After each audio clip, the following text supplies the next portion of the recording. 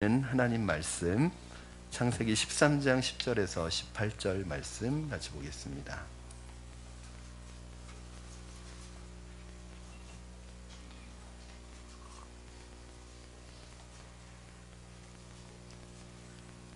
창세기 13장 10절에서 18절까지 말씀을 저와 여러분 한 절씩 교독하시고 마지막 18절 말씀 합독하겠습니다.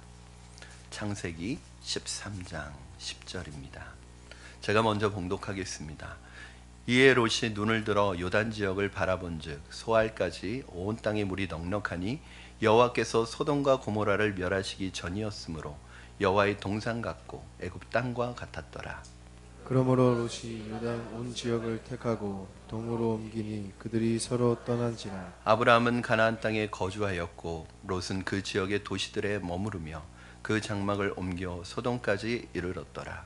소돔 사람은 여호와 앞에 악하며 큰 죄인이었더라. 롯이 아브라함을 떠난 후에 여호와께서 아브라함에게 이르시되 너는 눈을 들어 너 있는 곳에서 북쪽과 남쪽과 그리고 동쪽과 서쪽을 바라보라. 보이는 땅을 내가 너와 내 자손에게 주리니 영원히 이르리라. 내가 내 자손이 땅에 티끌 같게 하리니 사람이 땅에 티끌을 능히 셀 수 있을진데 내 자손도 세리라. 너는 일어나 그 땅을 종과 횡으로 두루다녀 보라. 내가 그것을 내게 주리라. 이에 아브라함이 장막을 옮겨 헤브론에 있는 마므레 상수리 수풀에 이르러 거주하며 거기서 여호와를 위하여 제단을 쌓았더라.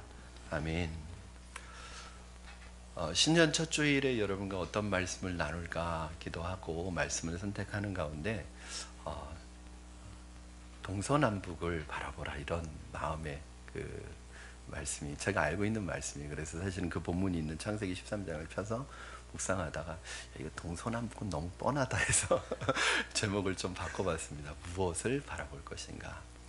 여러분 창공을 나는 비행기나 대양을 항해하는 배가 출발하기 전에 항상 정비를 해야 됩니다. 만약에 정비가 불량이거나 정비가 없이 준비가 없이 항해를 하거나 그 비행기를 띄우면 인명과 재산에 엄청난 피해를 줄 수 있기 때문입니다. 인생도 마찬가지입니다. 우리가 한 해를 시작하면서 인생을 정비하지 않으면 불행한 결과를 초래할 수도 있습니다. 잘못 시작하면 그 결과 역시 잘못될 수밖에 없습니다. 오늘 여러분 2019년의 첫 예배의 첫 단추를 여러분 끼우시는 거예요. 이 첫 마음이 주님 앞에서 준비되어져야 2019년이 정말 주님 안에서 아름다운 한 해가 될 수 있습니다. 세상에 많은 사람들은 새해가 시작되면 점을 치면서 요행을 바랍니다. 그리고 그 점괘에 의해서 기쁘기도 하고 또 슬프기도 하고 염려하기도 하고 두려워하기도 합니다. 얼마나 어리석은 일입니까? 결국 사람은 어디를 바라보느냐, 무엇을 바라보느냐에 따라 그 가는 길이 완전히 갈리게 됩니다. 사랑하는 여러분, 새해를 시작하는 여러분의 영적 시선은 무엇을 바라보고 있습니까? 어디를 바라보고 계십니까?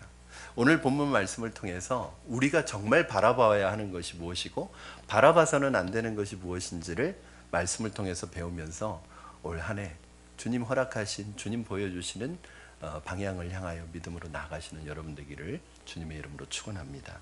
오늘 말씀의 배경은 여러분 다 아시는 거겠지만 제가 조금 각색을 해서 앞에 부분을 얘기를 해드릴게요. 이제 롯과 아브라함은 조카와 삼촌 사이입니다. 고향을 떠나서 객지 생활을 하면서 고생도 많았지만 이제는 살림이 좀 폈어요. 그래서 아브라함과 롯의 양과 우양이 그리고 가축이 많아지기 시작했습니다. 이제 많아지다 보니까 뭐 어떤 문제가 생각하냐면 제한된 땅에서 함께 살아가다 보니까 서로 갈등이 일어나는 거예요. 싸우게 되고 목자들 사이에 아브라함의 목자와 롯의 목자가 다투기 시작했어요. 갈등이 일어났어요. 그런데 이것이 그냥 말다툼이 아니었던 것 같아요. 왜냐하면 아브라함이 그 심각성을 깨닫고 불러서 얘기할 정도였어요. 목자라는 이 사람들이요, 여러분이 생각하는 목자는 어떤 느낌이 드나요? 굉장히 푸근하고 굉장히 인자하고 이런 느낌이 들잖아요. 왜냐하면 우리 주님 때문에 선한 목자다. 사실은 선한이라는 목자 앞에 선한이라는 단어가 붙은 것부터가 주님에게 특별한 거죠. 왜냐하면 기본적으로 목자는 선하지 않습니다. 목자는요 원래 굉장히 와일드한 사람들이고 거친 사람들이에요. 여러분 창세기에서부터 쭉 보시면 목자들이 어떤가 보세요. 막 우물 뺏으려고 사람에게 위해를 가하기도 하고 사람에게 뺏기도 하고 그럼 그런 이야기들이 나오고요. 이 당시에 목자라는 사람들은 우리나라로 치면 굉장히 낮은 계층의 사람들이었는데 백정의 그 계급과 같은, 그래서 가장 낮은 사람들이었습니다. 이 목자들이 싸우는데 그냥 싸운 게 아니라 아마 제가 상상하기로는 완력을 써서 서로 싸웠던 것 같아요. 그러니까 이걸 지켜보고 있던 아브라함이 롯을 부릅니다. 그리고 이렇게 얘기합니다. 야, 너와 내 목자가 이렇게 싸우면 어떡하냐. 너와 내가 하나님 믿는 사람인 건 이 이방인 사람, 이방에 있는 사람들, 우리 주변에 있는 사람들이 다 아는데 너와 내가, 하나님 믿는 너와 내가 이렇게 싸우고 다투고 우리 안에서 이렇게 분란이 일어나면 믿지 않는 주변에 있는 이방인들이 뭐라고 생각하겠느냐. 하나님의 영광이, 하나님의 이름이 땅에 떨어지지 않겠느냐. 그러니까 우리 하나님의 영광을 위해서라도 우리 갈라서자, 이렇게 얘기합니다. 그러면서 롯에게 뭐라고 하냐면 네가 좋은 편을 선택해라. 네가 먼저 하면, 네가 우하면 내가 좌하고 네가 좌하면 내가 우하겠다. 네가 먼저 좋은 편을 선택하면 내가 그 나머지를 선택하겠다. 사실은 여러분, 고대 근동 이 아시아 문화에서 연장자가 나중에 선택한다는 건 있을 수가 없는 문화입니다. 당연히 삼촌이 먼저 선택하고 나머지를 조카가 선택해야죠. 그런데 이 롯이라는 이 사람이 기다렸다는 듯이 자기가 좋아 보이는 땅을 눈으로 찜하고 선택해서 떠나는 장면이 오늘 본문의 말씀이에요. 그럼 10절 말씀 같이 한번 읽겠습니다. 마이크에 좀 화울링이 나네요. 좀 봐주세요. 10절 말씀 같이 읽겠습니다. 시작. 이에 롯이 눈을 들어 요단 지역을 바라본즉 소알까지 온 땅에 물이 넉넉하니 여호와께서 소돔과 고모라를 멸하시기 전이었으므로 여호와의 동산 같고 애굽 땅과 같았더라. 아멘. 롯은 욕심의 눈으로 눈에 보이는 모든 땅을 아주 조목조목 아주 탐색을 합니다. 여러분, 아브라함과 굉장히 대조되죠. 아브라함은 하나님이 떠나라고 하실 때 자기가 갈 바를 알지 못하고 어디로 가야 될지도 모르고 보이지도 않고 알 수도 없지만 하나님이 떠나라는 그 말씀 하나 붙들고 떠났는데 그 아브라함의 삼촌의 삶의 방식과는 전혀 다릅니다. 하나님을 믿는 사람은 눈에 보이는 것만을 잣대로 삼지 않습니다. 보이지 않는 것, 영원한 것, 하나님의 약속의 말씀을 믿음의 눈으로 바라보는 것인데 이것이 바로 믿음의 눈과 육신의 눈의 차이입니다. 육신의 사람은 눈에 보이는 것만으로 판단하고 결정합니다. 그러나 믿음의 사람은 눈에 보이지 않는 것을 믿음으로 볼 줄 아는 사람입니다. 히브리서 11장 1절 말씀에 뭐라고 되어 있죠? 믿음은 바라는 것들의 실상이요 보이지 않는 것들의 증거다. 여러분, 눈에 보이지 않는 것을 믿음으로 볼 줄 아는 사람, 보이지 않아도 들리지 않아도 하나님의 약속을 믿는 것, 당장 눈앞에 아무것도 보이지 않는다 할지라도 하나님의 약속을 붙들고 바라보는 것, 이것이 바로 바라봄의 법칙입니다. 여러분은 무엇을 바라보고 계십니까?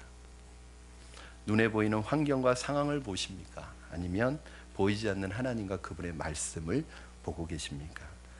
성경에서는 이 두 번째를 믿음이라고 얘기합니다.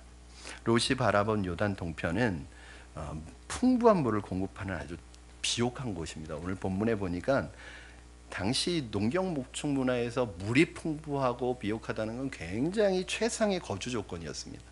그래서 이 롯이 그 들을 바라보면서 뭐 같다고 얘기하냐면 그 자기가 바라본 땅을 여호와의 동산 같다 그렇게 얘기합니다. 여러분, 여호와의 동산이면 뭘까요? 에덴을 얘기하는 거예요. 그 정도로 아름다워 보였다는 거예요. 그 정도로 좋아 보였다는 거예요. 그 정도로 비옥해 보였다는 거예요. 에덴 동산 같다고 할 정도로. 그런데 사실은 이게 진심이 아닙니다. 사실은 그 땅이 에덴 동산 같아서 그 땅을 갖고 싶었던 게 아니라 그 뒤에 나오는 게 진심이에요.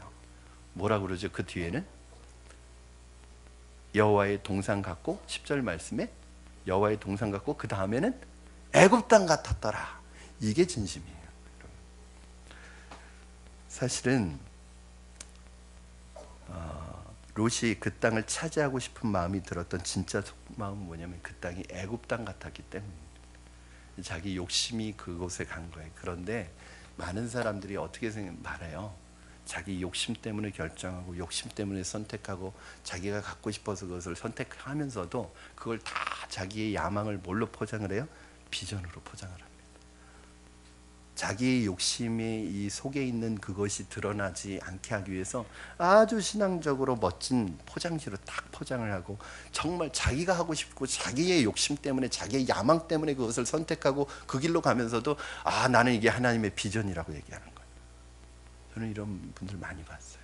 하나님 이 비전을 위해서 기도해 주세요. 근데 제가 볼 땐 비전이 아닌 거예요. 그럴 땐 어떻게 해야 됩니까?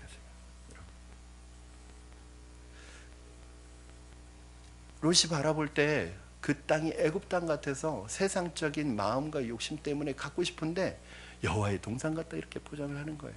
여러분 언제 롯의 마음속에 이 애굽에 대한 이 마음이 확 들어왔을까요? 세상적인 아름다움이 언제 마음을 뺏겼을까요? 요 앞에 보면은 애굽에 잠깐 내려갔다 오거든요. 그 애굽에 내려갔다 왔는데 이 농촌에 사는 사람이 아주 번화한 대도시에 딱 간 것과 똑같은 거예요. 이게 뭐 눈이 돌아가는 거예요. 그 다음부터 돌아왔을 때 이 롯의 마음은 애굽에 대한 마음으로 가득 차 있었습니다. 세상의 화려함과 아름다움으로 가득 차 있었습니다. 그때부터 애굽을 동경하게 됐어요. 여러분 무엇을 보느냐보다 어떤 눈으로 보느냐가 중요합니다. 세상의 눈으로 보니까 육신의 눈으로 보니까 롯은 소돔을 선택하게 됩니다. 최악을 선택하게 됩니다.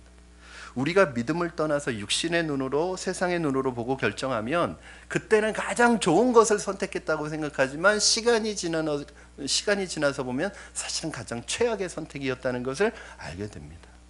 롯과 아브라함의 이런 대조적인 선택의 차이는 어디에서 왔을까요? 같이 살았고 함께 지냈는데 왜 아브라함은 믿음의 눈으로 보게 되고 왜 롯은 세상의 눈으로 욕심의 눈으로 어떤 것을 선택하는 이 선택의 차이는 어디에서 왔을까요? 단 한 가지입니다. 아주 간단합니다. 그게 무엇일까요? 가르쳐 드릴까요? 알려드릴까요? 조금 있다가. 여러분 개인적으로 롯은 세상에서는 굉장히 능력 있는 사업가로 인정받을 수 있는 사람입니다. 삼촌 밑에서 자랐고 삼촌 밑에서 컸는데 나중에는 삼촌과 대등한 재력을 키운 재력가가 되었습니다.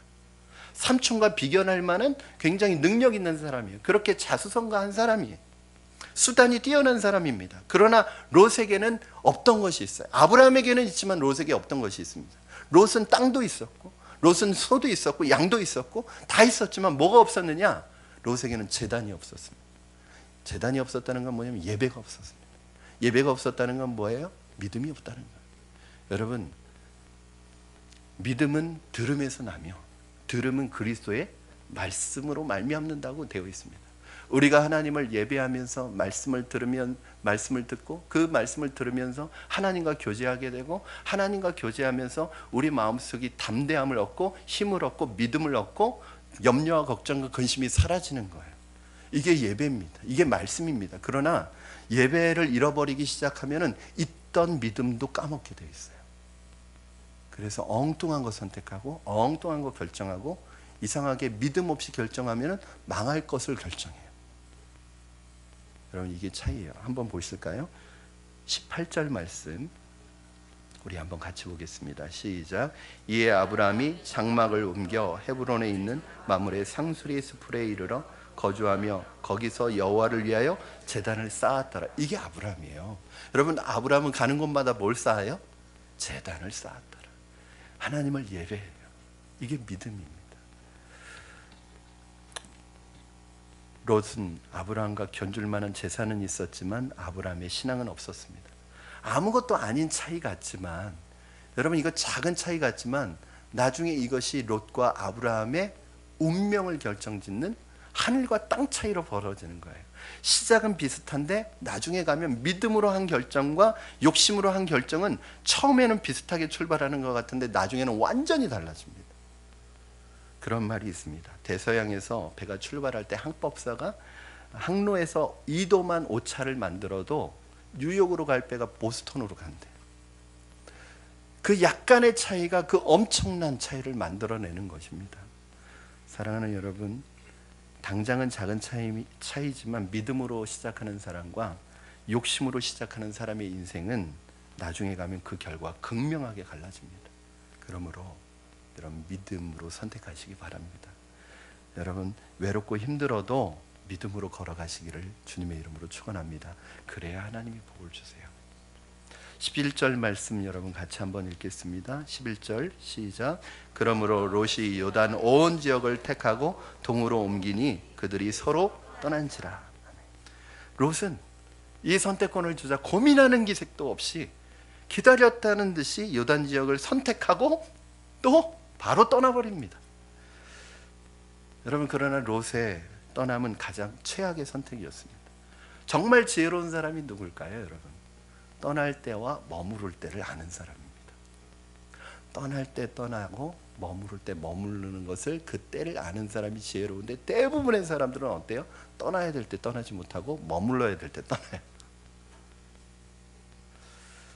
인생에서 반드시 떠나야 할 때가 있습니다. 하나님께서 아브라함에게 갈대아 우르를 떠나 내 친척 본토 아비 집을 떠나 내가 내게 지시할 땅으로 가라고 명령하셨을 때 하나님이 말씀하시면 떠나야 돼요. 여러분, 그 땅에 죄악이 가득해서 하나님의 공의가 상실되고 사람들이 하나님의 공의를 떠나서 하나님의 영광을 땅에 실추시키는 그러한 죄악의 땅에서 하나님이 떠나라고 말씀하실 땐 떠나야 돼요. 사울과 같이 영적 분별력과 영적 권위를 잃어버리고 하나님의 반대편에 서서 하나님의 영광을 가릴 때 다윗처럼 사울을 떠나야 돼요. 그럴 때는 미련 없이 떠나야 돼요. 그러나 하나님의 음성을 듣지 않고 내 욕심에 이끌려서 떠나면 안 됩니다. 특히 롯은 지금 절대 아브라함을 떠나서는 안 됩니다.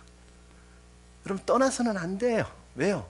아브라함에게 하나님이 뭐라고 말씀하셨죠? 창세기 12장 3절 말씀에 아브라함을 이렇게 축복하셨어요. 너를 축복하는 자에게 내가 축복하고 너를 저주하는 자에게 내가 저주하리니 너는 땅 복의 근원이 될지라. 복이 될지라. 여러분, 즉 아브라함을 하나님이 축복의 통로로 삼으셨어요. 사실은 롯이 복받는 비결은 자기가 눈에 좋아 보이는 땅을 선택해서 가는 것이 아니라 아브라함 곁에 있어야지 복을 받는 거예요.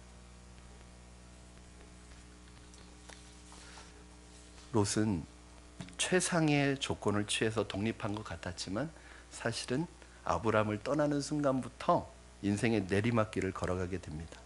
이제 앞으로 롯은 온갖 시련과 재앙으로 점철된 삶을 살아가게 됩니다.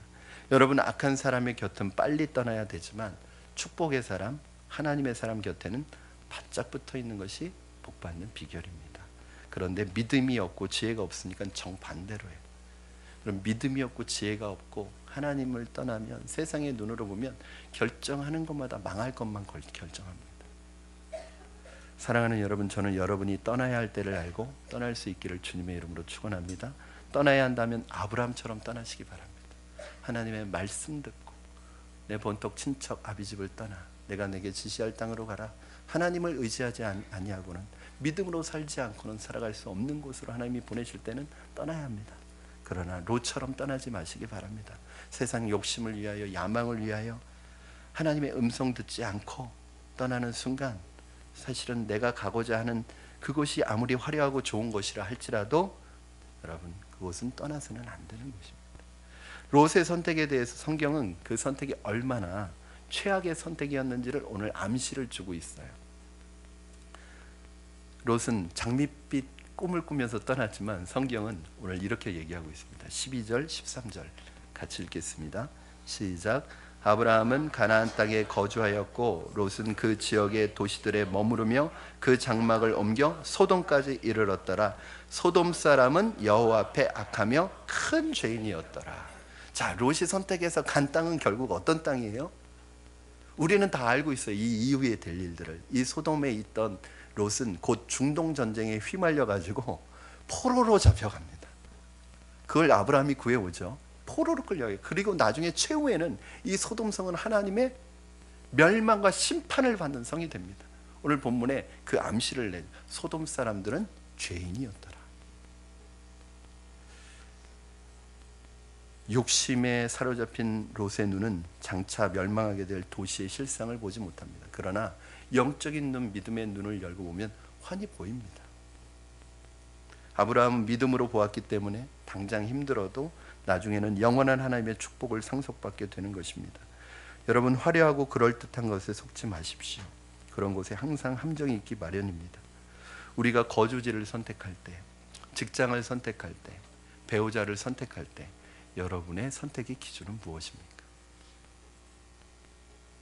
좋아 보이고 화려해 보이고 세상적으로 그럴듯해 보이는 것을 선택하십니까? 아니면 당장 상황은 보이지 않지만 하나님이 주신 믿음의 눈으로 바라보고 결정하십니까? 오늘 아브라함은 무엇을 바라봤을까요? 14절 우리 같이 한번 읽겠습니다. 14절 시작. 롯이 아브라함을 떠난 후에 여호와께서 아브라함에게 이르시되 너는 눈을 들어 너 있는 곳에서 북쪽과 남쪽 그리고 동쪽과 서쪽을 바라보라. 롯을 떠나보낸 아브라함은 굉장히 상실감이 밀려왔습니다. 낙심이 됐습니다. 왜 그럴까요? 저 녀석이 좋은 땅 가져갔네. 괘씸한 녀석 그랬을까요? 그렇지 않았을까요? 그건 아브라함의 진심이었을 거예요. 조카 롯에게 좋은 땅을 주고 싶었을 거예요. 근데 아브라함이 정말 낙심하게 된 것은 뭐냐면 그 롯이 뒤도 안 돌아보고 떠났다는 거예요. 아들이 없었던, 자식이 없었던 아브라함은 일찍 부모님을 잃었던 롯을 조카가 아니라 자식처럼 키웠습니다. 아들처럼 키웠습니다. 서로 의지하면서 살았습니다. 그런데 그 조카가 물질 앞에서, 세상의 물질 앞에서, 좋은 것 앞에서 삼촌을 그냥 한 번도 돌아보지 않고 그냥 그렇게 떠나는 모습을 볼 때 인생의 허무함을 느꼈을 것입니다. 그래서 그렇게 낙심해서, 여러분 사람은 그렇게 실망을 주는 것 같아요. 그렇게 사람이 실망 줄 때 하나님이 우리를 위로하시는데, 그렇게 고개를 떨구고 있는 아브라함에게 찾아오셔서 하나님이 뭐라고 말씀하세요? 아브라함아, 고개를 들어라. 여러분 사람은 낙심하면 자꾸 고개가 떨어져요. 땅으로 떨어져요. 여러분 고개를 드시기 바랍니다. 예. 우리는 사람은 땅을 보는 존재인 것 같아요. 자꾸 땅만 보고 살아가요. 하나님을 못 봐요. 하나님이 고개를 들어야 하나님이 보이는데, 여러분 믿음을 가지고 하나님을 선택했을 때 놀라운 일이 생깁니다. 내가 상상할 수 없는 크고 비밀한 축복의 세계가 열립니다. 하나님은 아브라함에게 뭐라고 말씀하시냐면 너 있는 곳에서 동서남북을 바라보라.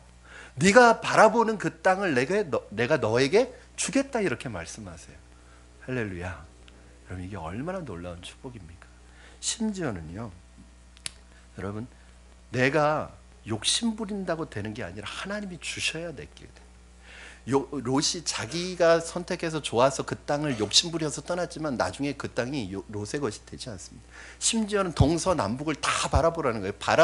보는 그 땅이 네 땅이 될 거라는 거예요. 이건 뭐냐면 심지어는 롯이 선택해서 간 그 땅도 아브라함의 소유가 될 거라는 거예요. 나중에는. 여러분 우리가 세상에서 사람들과 막 경쟁하고 다투고 아웅다웅 한다고 그게 내게 되는 게 아니에요. 저는 여러분에게 말씀드리고 싶습니다. 우리 사회는요 지금 심각한 경쟁사예요. 경쟁 자체가 나쁘다는 게 아니라 욕심을 가지고 다른 사람을 밟고 다른 사람의 눈에 눈물 흘려가면서라도 나는 성공해야 된다는 생각을 가지고 있는 그 생각이 잘못됐다는 거예요. 여러분 다투고 경쟁하고 싸운다고 그 사람 위에 올라간다고 그 복이 내게 주어지는 게 아닙니다. 정말 여러분 우리가 하나님이, 그건 뭐냐, 하나님이 주셔야 돼요. 그럼 저는 여러분이 다른 사람과 다투지 않으셨으면 좋겠고 싸우지 않으셨으면 좋겠고 경쟁하지 않았으면 좋겠습니다. 다른 사람 위에 올라가려고 노력하지 않았으면 좋겠습니다. 여러분은 최고가 되려고 하지 마시고 유일한 사람이 되십시오. 이 세상에서 최고는 하나밖에 없잖아요. 그 자리에 올라가면 그 자리가 편해요, 여러분? 그 자리가 행복해요? 올라가는 순간부터 그 자리 지키기 위해서 또 경쟁해야 되는 거예요. 그런데 이 세상에서 최고가 되는 사람은 몇 명 없지만 유일한 사람은 모두가 될 수 있잖아요. 여러분 다 유일한 사람들이잖아요. 이 세상에 여러분과 짐은 똑같은 사람이 있어요? 여러분 이 세상 70억 인구 중에서 여러분과 똑같은 사람이 있냐고요? 심지어는 쌍둥이도 다르다는데. 하나님이요 나를 독특한 유일한 존재로 만들어 주셨어요. 그런데 우리의 이 유일성이 언제 회복돼요? 경쟁할 때는 안 나타나요. 왜? 따라가야 되니까. 경쟁하려면 똑같아져야 되니까 절대 안 나타나요. 그러면 결국 다 망하는 거예요. 하나님이 우리를 만지시고 다듬으시고 내 안에 있는 나에게 심어주신 그 하나님의 가능성이 발견되면 하나님께서 나를 유일한 사람으로 만드세요. 대체 불가능한 사람으로 만드세요. 두려워할 필요가 없어요. 여러분, 이민사에서 어려운 게 뭐예요? 이민사에서요, 그 지역에 가면 한국인 이 식당들이 서로 경쟁을 하는 거예요. 가게가 서로 경쟁을 해서 가격을 서로 내리는 거예요. 나중에는 많이 팔아도 남지도 않아. 서로 망하는 거예요. 이상해요. 여러분, 그거는 자기 살 깎아먹는 거예요. 결국은 다른 사람 이기려고 하지 마세요. 다른 사람 위에 올라가려고 하지 마세요. 여러분, 유일한 사람이 되려고 하십시오. 이 세상에서 나 하나밖에 없는 사람이 되려고 하십시오. 그것이 바로 이기는 것이죠. 하늘과 땅의 절대적 주인은 하나님이십니다. 내가 얻으려고 싸우고 경쟁한다고 얻어지는 게 아닙니다. 그렇게 해서 얻어질지라도 내게 있어서 소중한 것들을 많이 잃어버리게 되어 있습니다. 하나님이 주셔야 비로소 내 것이 됩니다. 그러기 위해서 내 욕심으로, 내 야망으로 바라보지 마시고 어떻게 하셔야 되냐면 하나님이 보여주시는 걸 보셔야 돼요. 하나님이 바라보게 해주시는 것을 보는 게 이게 비전이에요. 내 욕심으로 바라보는 건 이건 야망이고, 하나님이 보여주시는 것을 보는 게 비전이에요. 왜냐하면 하나님께서 내게 보여주실 때는 이미 그걸 우리에게 주시려고 보여주시는 거예요. 이때 바라봄의 법칙이 필요한 것입니다. 상황은 안 좋아도, 환경은 안 좋아도 하나님이 바라보게 하시고, 하나님이 보여주시고, 하나님이 믿음을 주시고, 바라봐야 하는, 그때는 바라봐야 하는 거예요. 그때는 사모해야 되는 거예요. 그때는 붙들어야 되는 거예요. 이게 바라봄의 법칙을 잘못 알고 계신 분들이 있어요. 이걸 막 어떤 분은 욕심을 가지고 저거 내 거다, 내 거다, 된다 하면 내게 된다는 거예요. 절대 그건 바라봄의 법칙이 아닙니다. 그거는요, 마인드 컨트롤 같은 거예요. 여러분, 내가 욕심을 가지고 바라보는 게 아니라 어느 날 하나님 내 마음속에 막 보여주시는, 꿈꾸게 해주시는 거예요. 비전을 갖게 해주시는 거예요. 근데 나는 그거 별로, 그게 내 마음속에는 내가 원했던 게 아니에요. 그런데 막 밀어내고 싶어도 그게 자꾸 내 안에 오는 거예요. 그때는 하나님이 다 준비시키신 거예요. 믿음으로 붙들고 바라보면 그거는 하나님이 이루어 주세요. 그러므로 여러분, 걱정하지 말고 하나님을 믿고 순종하며 축복의 비료를 선포하며 살아가시는 여러분 되기를 주님의 이름으로 축원합니다. 15절 16절 말씀 우리 같이 읽겠습니다. 시작. 보이는 땅을 내가 너와 내 자손에게 주리니 영원히 이르리라. 내가 내 자손의 땅에 티끌 같게 하리니 사람이 땅의 티끌을 능히 셀 수 있을진데 내 자손도 세리라. 아멘. 여러분, 사실 아브라함이 받은 이 땅의 축복보다 더 큰 축복이 오늘 등장합니다.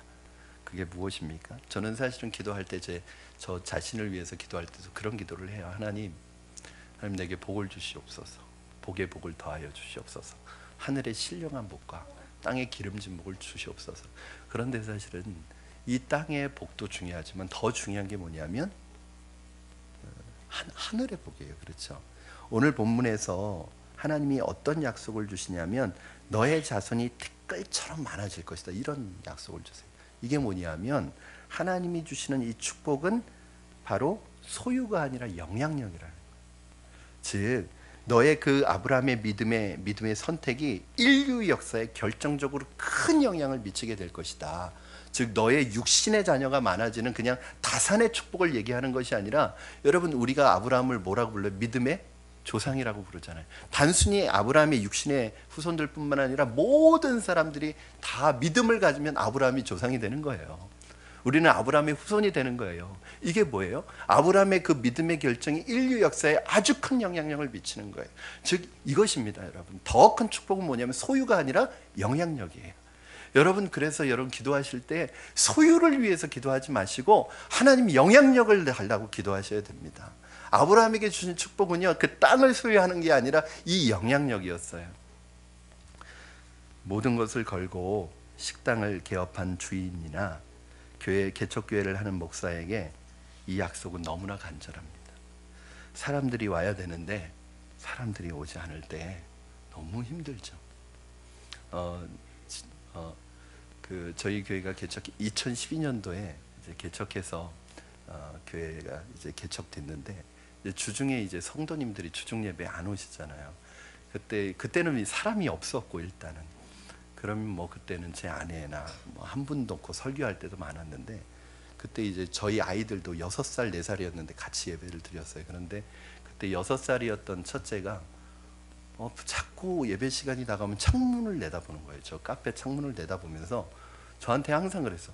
아빠 왜 손님들이 안 오지? 그래요. 왜 손님들이 안 오냐요. 그 6살짜리 눈에도 사람이 없는 게 너무 자기가 보기에도 안 좋아 보였나 봐요. 그러면서 이제 자기가 전도띠를 이렇게 맸어요. 그리고 전도지를 자기가 손으로 만들어 가지고 창문에서 그러는 거예요. 푸른 나무 교회로 오세요. 이러는 거예요. 이 조그만 그 6살짜리 눈에도 이 교회가 비어 있는 게 굉장히 마음이 힘든가 보구나. 그런 생각을 합니다. 여러분, 결국은 하나님이 사람을 보내주셔야 됩니다. 인간적인 방법으로 사람을 조금 힘들고 어렵더라도요, 여러분, 인간적인 방법으로 사람 모으면 안 됩니다. 저도 절실하죠. 사실은 제가 우리 가족들 이 주변에 살아요. 조금만 가면 있어요. 근데 절대 저희 가족들 저희 교회로 부르지 않았습니다. 그건 인간적인 방법이라고 생각을 했어요. 하나님이 보내주셔야지 내가 인간적인 방법으로 다른 곳에서 신앙생활 잘하고 있는 가족들 모아가지고 교회를 세우고 싶지는 않았어요. 여러분, 그런 거예요. 저는 우리 안에 하나님께서 이 사람에 대한 축복, 만남의 축복, 이 사람에 대한 영향력, 이것을 믿음으로 나아갈 때 주실 줄로 믿습니다. 여러분, 그래서 기도하실 때 소유를 선택하시겠습니까? 영향력을 선택하시겠습니까? 소유의 삶을 사시겠습니까? 영향력 있는 삶을 사시겠습니까? 저는 영향력을 구하실 수 있기를 주님의 이름으로 축원합니다. 이게 놀라운 거예요, 여러분. 17절 말씀 우리 같이 한번 읽겠습니다. 시작. 너는 일어나 그 땅을 종과 횡으로 두루 다녀보라. 내가 그것을 내게 주리라. 아멘. 종과 횡으로 다녀보라. 내게 축복으로 줄 땅이 얼마나 큰지 네가 한번 확인해 봐라. 다녀봐라. 여러분, 하나님은 아무것도 하지 않는 사람에게 축복을 거저 주시지 않습니다. 아브라함은 하나님의 음성을 들었고 하나님이 보여주시는 것을 보았지만 그 자리에 머물러 있지 않고 하나님이 뭐라고 그러시면 너는 일어나 종과 횡으로 움직여봐라. 네가 밟는 모든 땅을 내가 내게 주리라. 여러분, 앉아서 기다린다고 복이 오기만 기다리는 사람에게는 복이 오지 않습니다. 이제 일어나 종과 횡으로 걸을 때입니다. 미래는 믿음을 가지고 순종하고 행동하는 사람의 것입니다. 축복은 믿음으로 움직이는 사람의 것입니다. 지금으로부터 8년 전 봄에 어떤 제가 다른 교회를 섬기고 있을 때 지나가시는 교회 같은 교회 권사님이 목사님 개척하셔야죠, 그렇게 말을 던졌습니다. 제가 대답을 못했습니다. 왜냐하면 개척에 대해서 한 번도 생각해 본 적이 없습니다. 저는 잘 준비해서 이미 좀 많이 모이는 교회 후임 목사로 가고 싶었기 때문에 개척은 여러분, 제 성격이 굉장히 온순하잖아요. 아닌가요? 저 같은 성격으로는 개척하기 어려워요. 개척 생각해 본 적도 없어요. 저는 아주 정말 사람들 처음부터 전도해서 막 키워서 이런 은사보다는 이미 믿음은 있는데 믿음이 연약한 자를 세우는 게 저는 더 은사가 있다고 생각을 했거든요. 항상 저는 기존교회로 간다는 생각을 하고 있었는데 그 권사님이 그 말을 탁 던지고 가는데 그 다음부터 그 말이 머리에서 떠나지를 않는 거예요.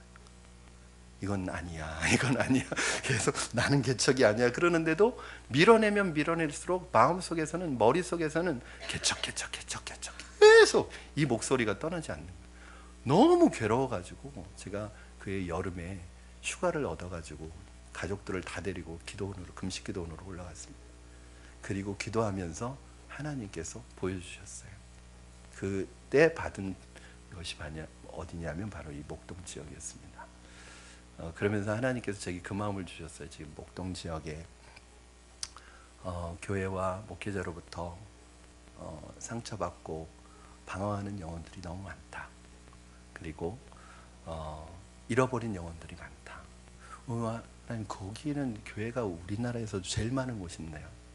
이미 그 교회들이 너무 많은 곳인데, 아니 거기로 정말 급한 마음을 주셔서 그냥 푸시를 하시는. 그래서 제가 기도원에서 내려오자마자 9월 달에 교회 바로 사표를 냈다니까요. 그리고 돌아다니는 거예요.